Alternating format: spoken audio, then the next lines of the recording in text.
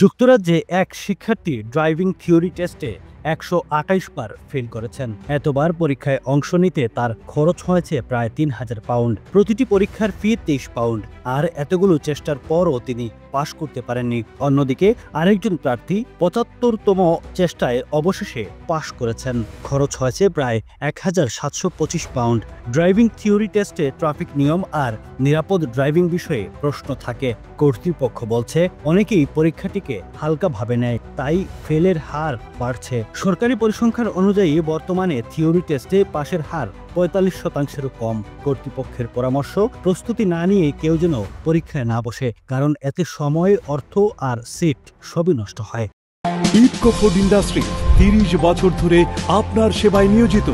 IFFCO food industries limited, phone 0161202820 UK, mail uksales@ifco.co.uk।